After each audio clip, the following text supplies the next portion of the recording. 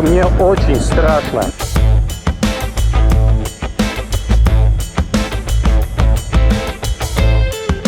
И, естественно, вообще никакой электроники.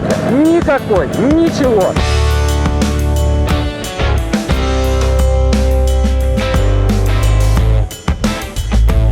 Нейтралка, ловись, нейтралка. Вот она. Я ее почти поймал. Всем привет, с вами журнал Мотоэксперт и я, Дмитрий Федотов. Сегодня у нас на тесте совершенно особенный мотоцикл.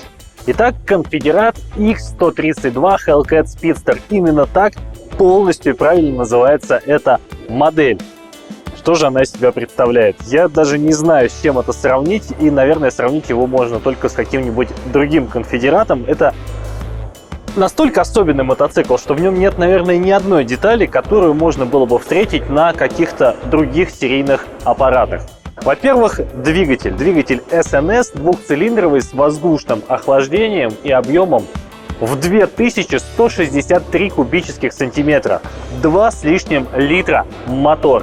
При этом он довольно-таки каноничный и, надо сказать, простой. Нижние распредвалы с штангами толкателей, по 2 клапана на цилиндр, никаких извращений. Поэтому развивает он всего 132 лошадиные силы. Понятно, что лошадями этот мотор не меряется, а меряется он ощущениями и крутящим моментом. И тем не менее, по цифрам, по лошадиным силам, он скромненький. Впрочем, о какой скромности может идти речь, когда перед нами мотор с открытым приводом газораспределительного механизма? В этом иллюминаторе можно увидеть не землю, а ремень ГРМ, который приводит в движение 3 распредвала. Крайние приводят в движение толкателя клапанов, я так понимаю, что выпускных, а центральный распредвал приводит в движение пару толкателей, отвечающих за впускные клапаны. Есть маленькое стеклянное окошко и в воздушном фильтре, которое позволяет нам, помимо прочего, еще и контролировать его чистоту.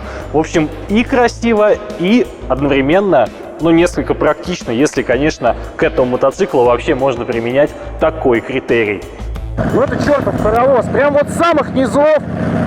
Вот какой-то грохот, подстрекот, вот он весь механический, он весь гремит, он весь стучит, он весь прям... Это механизм с мягким знаком на конце, с большим. Вот живой механизм, настоящий механизм, он эмоции вызывает. Я даже не знаю, с чем сравнить. Вот, и вся эта тугость. Какой он прям такой мотоцикл для самца. Давайте открутим немножко.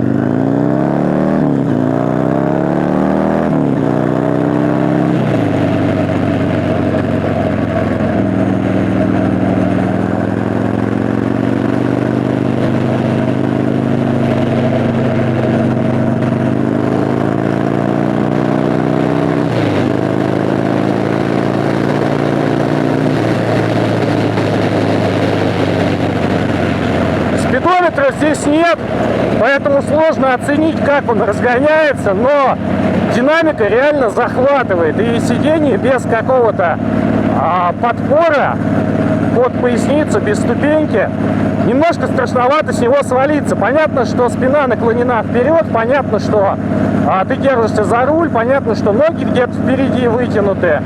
И тем не менее, реально страшно вывалиться. Динамика очень впечатляет. Я не скажу, что он принципиально как-то мрачнее валит Харлеев, но какой-нибудь там Milwaukee 8 будет ехать, плюс-минус так же, то есть без откровений. Но момента здесь крутящего и вообще ощущение, это такой, с Харлеем его даже сложно сравнивать. Харлей на его фоне это какой-то такой цивильный мотоцикл, абсолютно серийный, абсолютно заурядный и простой на фоне этой штуковины. Все 203 ньютон-метра крутящего момента, который развивает этот сумасшедший мотор, передаются на коробку передач через ремень. Коробка передач здесь установлена отдельным узлом, как, например, на мотоциклах Harley Davidson. Но здесь все это еще более гипертрофировано и нарочито показано. Например, стартер установлен прямо сверху и тоже является элементом оформления мотоцикла. Я, честно говоря, первый раз в жизни вижу, чтобы шестерни были настолько открытые и доступны всем ветрам. Когда мы нажимаем клавишу стартера, из корпуса вылезает шестерня и начинает вращать маховик. Понятно, что так сделано, например, на всех автомобилях или даже на мотоцикле «Урал». Но я нигде не видел и никогда, чтобы это все было открыто и чтобы можно было видеть, как этот механизм работает вот просто каждый день. Разумеется, все это прикрыто массивной алюминиевой крышкой, выстроганной на ЧПУ. Как и все в этом мотоцикле, здесь почти что нет пластика, здесь все облицовки, все декоративные элементы — это всегда металл, и металл очень увесистый. Например, эта крышка, вот если взять и посмотреть ее толщину, у нее толщина стенки больше сантиметра. Каждой деталью этого мотоцикла можно, наверное, кого-нибудь убить. При этом надо сказать, что сам по себе он довольно-таки не тяжелый. Инженеры уделили большое внимание тому, чтобы при всей кажущейся монументальности он оставался довольно-таки легким, что непривычно, особенно когда ты находишься в седле. Сцепление, я нигде такого тугого сцепления вообще не припомню. Нужно очень сильно напрячь руку, чтобы выжать это сцепление. Нужно реально напрячься, чтобы что-то здесь выжать. Вот. И больше того, когда ты до конца выжимаешь этот рычаг неимоверным усилием, когда ты все-таки вдавливаешь руль, сцепление все равно как будто бы до конца не размыкается, и как будто бы мотоцикл еще немножко, вот эти пульсации мотора, он тебя еще немножко дергает и пытается вперед протолкаться. Такая вот интересная особенность. Коробка передач очень тугая. И очень сложно ловить нейтралку. На каких-то оборотах она нормально переключается, на каких-то ты прям чувствуешь, как гнется педаль, и ничего не происходит. Снаряженная масса конфедерата Speedster всего 226 килограммов, что для мотоцикла такого класса неимоверно мало. Достичь такого показателя инженерам удалось благодаря целому ряду хитростей. Например, вы не найдете здесь отдельного масла бака. Картер сухой, но вместо отдельной детали инженеры решили залить масло прямо в раму. Здесь также установлен иллюминатор, в котором, собственно, это масло можно увидеть, и циркулирует наше масло прямо в трубах рамы. Вот, в частности, в окончании этой трубы можно увидеть фитинг, который к этой раме подходит. Сама рама хребтовая, и сварена она из двух больших труб. Одна проходит через верх мотора, а вторая не спадает до середины мотора. В принципе, и сам картер этого двигателя выполняет несущую функцию и является как бы силовым элементом шасси и замыкает раму снизу. Про эту раму хочется рассказать вот что.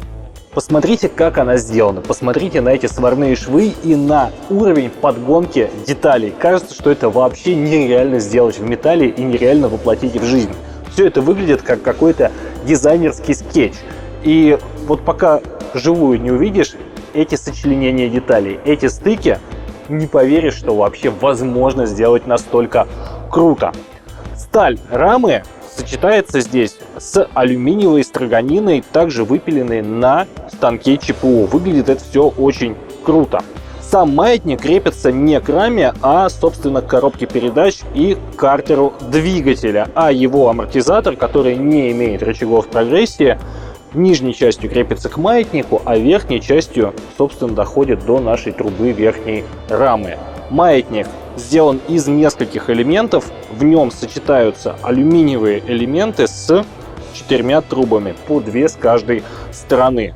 Кстати, сам задний амортизатор имеет регулировку не только по преднатягу пружины, но и по жесткости гидравлики, по сжатию и по отбою. Здесь 2 регулировочных винта. И еще одна очень интересная особенность. Несмотря на всю свою брутальность, несмотря на все свои размеры, несмотря на вот это ощущение того, насколько мотоцикла много, он абсолютно не чувствуется тяжелым. Он реально рулится легко, он кажется легеньким. Вот это вся в сочетании с этими тугими ручками, с тугими механизмами, это очень цепляет. Он реально не тяжелый. Он чувствуется легеньким, он и есть легенький.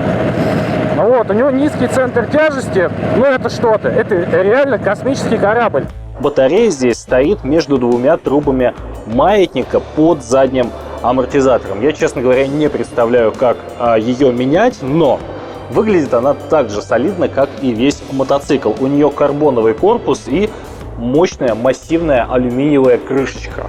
Выпуск здесь прямоточный, у каждого цилиндра своя труба, которая не пересекается и не имеет перемычек с трубой другого цилиндра. И очень здорово выглядит особенно приемная труба второго цилиндра, которая как бы обнимает весь мотор целиком. А снизу под двигателем обе трубы идут параллельно, но каждая из них дует в свою сторону перед задним колесом. Выглядит просто потрясающе, особенно с учетом карбоновых накладок как на самих банках, так и на приемной трубе.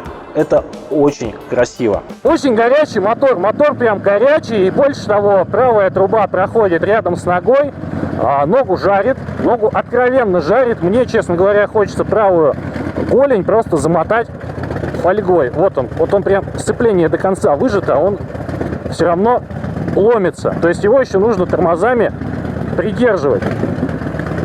Вот сцепление до конца выжато, вот он толкается вперед. У вас в животе толкается. И все, и вот вам все это междурядье.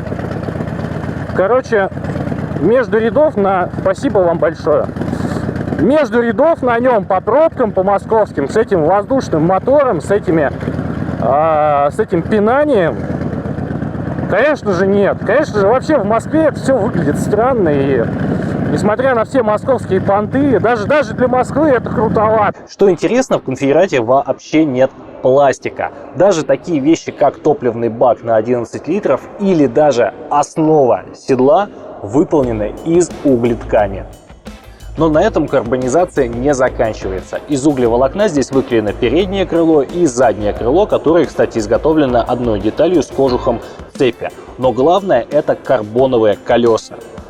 Да, понятно, что на дорожном мотоцикле это, наверное, не самый необходимый элемент. Понятно, что они очень болезненно воспринимают ударные нагрузки, они не любят ямы, лежачие полицейские. Карбоновые колеса в первую очередь нужны на спортивных мотоциклах, где как нигде важна работа подвесок и тормозов, которую, конечно же, меньшая инерция и меньшая неподрессоренная масса очень здорово стимулирует и улучшает. Но на этом мотоцикле, наверное, карбоновые колеса нужны в первую очередь для стиля. И надо сказать, что этот стиль они ему делают. Выглядят они очень красиво. Если присмотреться, можно увидеть, как здесь сочетаются волокна, из каких кусочков эти колеса выклеены, и все это под каким-то матовым лаком. Это настоящий шедевр. И надо сказать, что работает это тоже все непривычно хорошо. Когда ты едешь на большом брутальном круизере, ты не ждешь от него какой-то очень уж острой работы тормозов, ты не ждешь хорошей работы подвесок, но благодаря в том числе этим колесам он не только хорошо выглядит, он еще и очень хорошо едет. Спереди стоит регулируемая телескопическая вилка перевернутого типа с очень толстыми трубами. Я, честно говоря, не припомню, чтобы на серийных мотоциклах часто можно было встретить настолько толстые трубы. Интересная особенность. Нижняя траверса крепится на пере 3 болтами, а верхняя только 2. Вот этот третий болт держит хомут, на котором крепится поворотник. По ощущениям, этот хомут может выдержать вес человека. Наверное, если я на него встану, предварительно сняв обувь, он даже не загнется. Но американцы не пожалели металла для такого вот скромненького поворотничка, в котором стоит всего лишь один светодиодик. Что интересно, на мотоцикле с таким нетолерантным брендом, как Confederate, стоит не менее нетерпимая вилка, сделанная компанией White Power. На компанию White Power тоже напали охотники за толерантностью и борцы за права меньшинств, поэтому она тоже пережила ребрендинг, сократив White Power до 2 букв. Теперь она называется WP. Ну и, конечно, да, поворачиваемость ее такая, немножко недостаточная. Он не очень охотно переваливается, не очень охотно наклоняется. Это такой вот он летит. Его надо как самолетом плавно и по глиссаде приземляться. Космос! Заднее колесо очень толстое, что накладывает отпечаток на его поведение. Он очень спокойный, он не падает в поворот. Его нужно туда наклонять. С тормозами все проще, их название никого не цепляет и не оскорбляет, поэтому они не переименовывались. Здесь стоят мощные четырехпоршневые суппорты с радиальным креплением. Кажется, что они моноблочные, но на самом деле с обратной стороны видны болты и видно, что они собраны из двух половинок, поэтому они не моноблочные, хотя и кажутся таковыми на первый взгляд. Вместе с ними работают огромные плавающие тормозные диски, их спереди 2. Важно то, что на этом мотоцикле практически отсутствует какая бы то ни была страховочная электроника. Трекшн-контроль, ABS, всего этого здесь не предусмотрено в принципе. Как и спереди, сзади установлен мощный четырехпоршневой суппорт. А вот тормозной диск уже не плавающий, а фиксированный. Что интересно, крепление у суппорта тоже радиальное, и через это же крепление проходят болты, которые фиксируют кронштейн номерного знака. Я, наверное, уже никого не удивлю, если скажу, что и сам кронштейн номерного знака выпилен из цельного куска алюминия на ЧПУ, и сделан он неимоверно массивно. Кажется, что за один только номерной знак и за его кронштейн мотоцикл можно целиком поднять, даже не погнув его. Здесь же установлены маленькие светодиодные поворотнички ризома и ризомовская подсветка номерного знака, а вот фонаря сзади здесь нет. Он интегрирован в корпус, в основу нашего водительского седла. Пассажирская здесь не предусмотрена в принципе, а в основу седла водителя, которая тоже выпилена из цельного куска алюминия, врезаны две маленьких светодиодные ленты, которые загораются при торможении и при включении света. Такая вот оригинальная конструкция. Тормозов здесь очень много. Тормозов слишком много и никаких электронных помощников. Здесь клевые суппорты, огромные тормозные диски, мощный суппорт сзади четырехпоршневой. И, честно говоря, давить страшновато, потому что ты понимаешь, что вся эта махина очень легко может заблокировать колеса и уронить саму себя. Вот.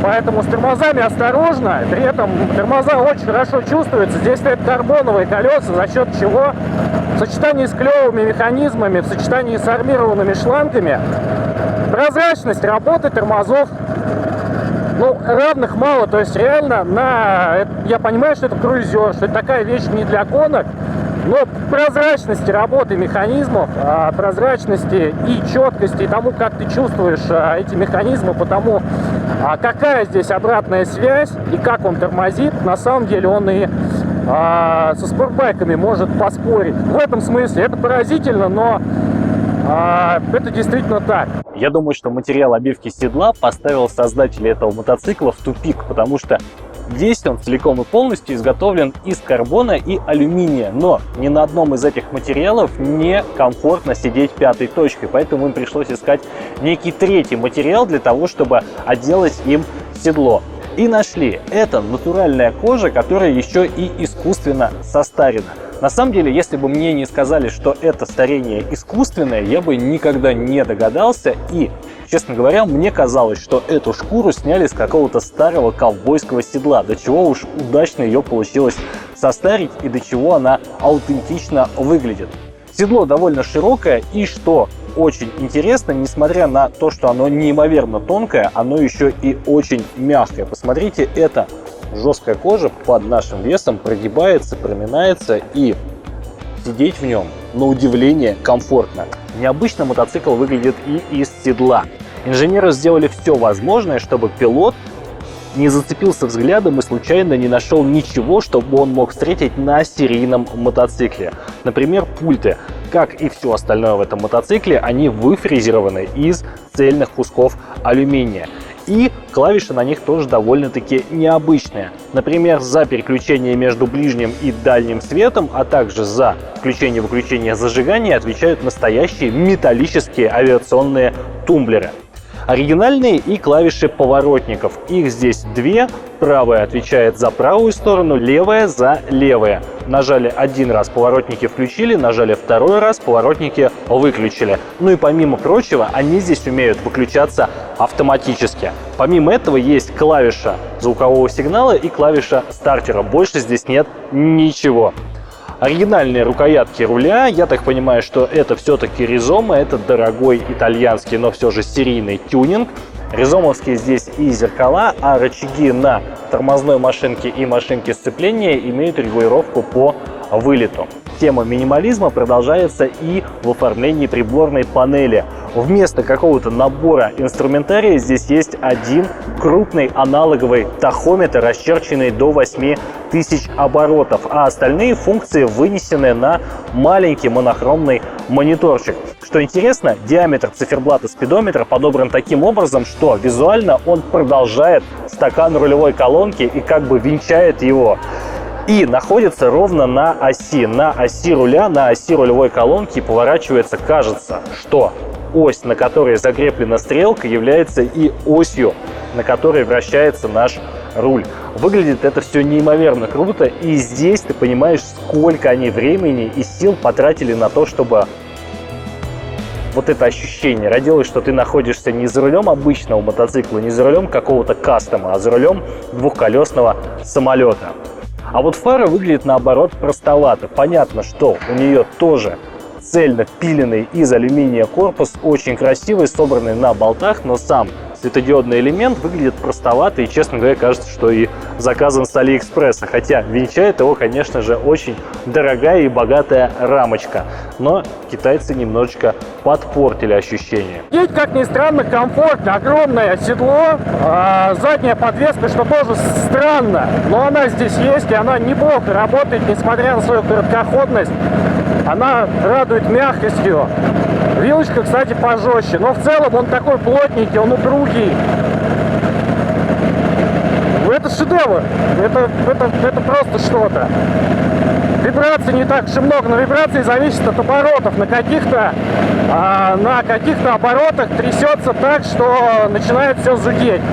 Вот, а сейчас я еду, ну, чуть-чуть на руле, чуть-чуть на подножках, совсем какие-то импульсы, какие-то пульсации. Вот 2000 оборотов.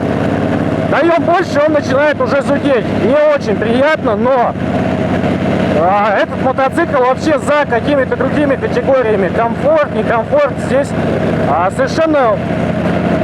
совершенно другие эмоции, совершенно другое понимание мотоцикла, ощущение мотоцикла. Этот мотоцикл не про наши какие-то обыденные представления о прекрасном.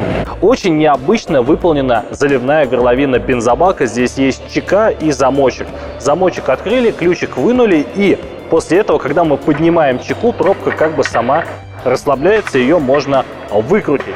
Я таких пробок не встречал ни на одном другом мотоцикле, и она также выглядит, как будто эта пробка находится где-то на фюзеляже какого-нибудь маленького воздушного судна. Я понимаю, что вы сейчас скажете, что это все фигня, и он этих денег не стоит, но я думаю, что у кого эти деньги действительно есть, я не знаю, у кого есть 100 000 долларов на мотоцикл, для меня это вообще загадка, но это один из лучших способов их потратить. Конфедерат X132 Hellcat Speedster не только один из самых дорогих мотоциклов, на которых мне только доводилось ездить, напомню, за него сегодня просят порядка 100 000 долларов, но и самый необычный мотоцикл. Каждая его деталь — это шедевр. Каждая его деталь разрабатывалась инженером, и в нем вообще нет никаких компромиссов, никаких попыток что-то упростить, никаких попыток где-то скроить, где-то сэкономить или воткнуть какую-то обычную серийную гайку. Здесь каждый болт и каждый элемент — настоящее произведение искусства. И я понимаю, что многие со мной не согласятся, он реально стоит тех денег, которые за него просят. Я, честно говоря, не знаю ни одного другого мотоцикла, который бы предлагал такое внимание к мелочам. Ни, прости господи, Harley, ни Indian, ни прочий масс-маркет не могут похвастаться такой любовью к своим мотоциклам. И это очень цепляет. Классный аппарат. На этом все. С вами был журнал Мотоэксперт и Дмитрий Федотов. Подписывайтесь на наш канал, ставьте лайки. До скорого!